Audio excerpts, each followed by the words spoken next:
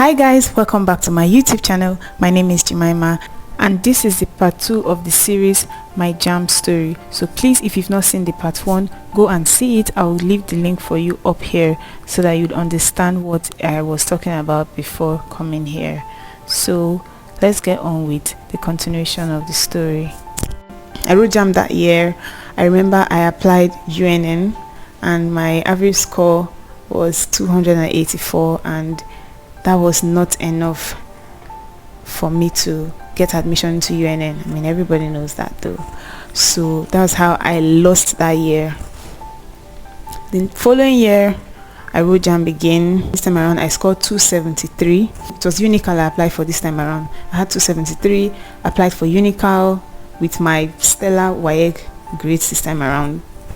Unical still did not give me admission despite the fact that I am an indigene of Cross River State, so that still didn't work. Man, I was really disappointed.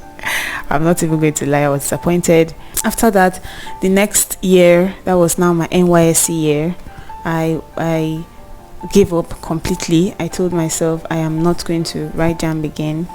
I was doing business and I was doing very well for myself that period, so it's like, I'm a big babe, you know.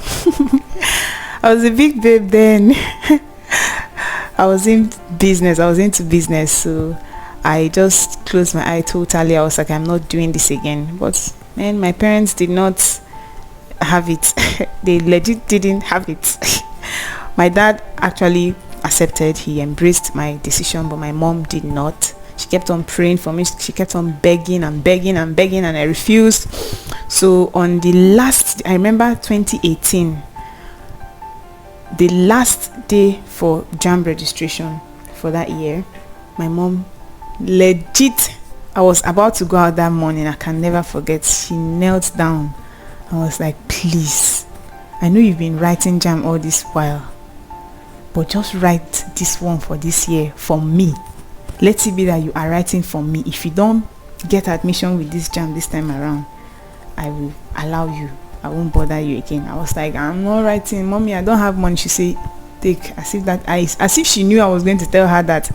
She removed the money from her wrapper and put it into my hand and told me, take one and register for JAMB. Hey God, my mom kneeling for me and with her red eyes like she was nearly crying, and I was like, Jesus God, I can't deal with this. I had to accept the challenge. So I collected the money, I rushed to JAMB office and registered for JAMB on the last day. Did I study for that JAMB? No, I didn't do. That was my NYC year, so I was busy with my PPA. I was also busy with church activities. I was very busy with my business. Like my business alone was making me travel to so many places, so I was very, very busy. So studying for JAMB, I already knew that I'm just writing the JAMB for my mom. I'm not even interested in the admission anymore, so I didn't put in any freaking single effort in preparing for that JAMB. So I was just there in faraway Benue. I served in Benue State, by the way. I was there in faraway Benue State when I received a call from my dad. By the way, I wrote JAMB with my younger brother. Yes, I'm almost 7 years older than him, and we wrote JAMB together. Crazy, right? But trust me, I don't look it. So that's by the way. So on that fateful day, I was in my house, in my lodge in faraway Benue State where I served, and I received a call from my dad, and it was like, have you reprinted your JAMB slip? I was like, whoa, do I even know what you're talking about? You know, people are supposed to reprint their JAMB slip to know their date of exam. That was on Friday, by the way, that he called me. I was like, no, I've not. And my dad was like, are you for real? This and this. Oh yeah, send me your details. So I sent him my details. He reprinted it, and he was like, your exam is on Monday 7 a.m. I remember that day vividly. I was like, what the hell? Okay, what just happened? That moment, that same day, I had to rush to the park.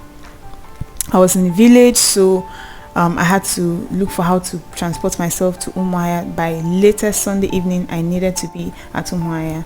So it was that Saturday morning, I went to the park, this and this. There was no straight vehicle. I was like, God, what am I going to do?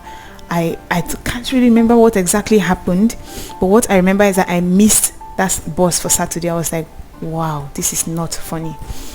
So on Sunday, I had to do that again. So it was Sunday. I traveled all the way from Benue State to Umuahia, and I was just trying to practice past questions, JAMB past questions, and that's just what I had to, I literally had just 2 days to study for that JAMB. So I studied, and the Monday morning came. I prayed. My mom called me, prayed for me. I went for the exam. My dad went with me as well. So as we went, I got there, sat, I answered my questions. I wasn't expecting anything from that JAMB, honestly. And after some time, my result came up and I checked, it was 274. I was like, okay, what happened? I was so excited. I don't know if I've ever been that excited about an exam that I didn't prepare for. I was like, all these years I've been studying my head out. I've not been able to have this kind of score without studying. So I was so excited, but although I knew that score could not get me admission, so I just gave up. I applied for UNIO, by the way. So UNIO didn't need, okay, I don't know if they still do it. UNIO, as at then, UNIO did not conduct any post-UME exam. It was just screening your JAMB score, your YX score, and all that. So I threw away studying. I even traveled to Abuja around that period, and my dad called me. It was like, there's this particular school, Alex Ekwueme Federal University. Then it was still Federal University in Dufo Alike Eko, before they changed it into Alex Ekwueme Federal University. It was like, why not try it out? This, and I was like, Daddy, I've never heard of that school before, but if you want me to try it out, no problem. I sent my dad my details, so he did the change and blah blah blah, everything. I was in Abuja.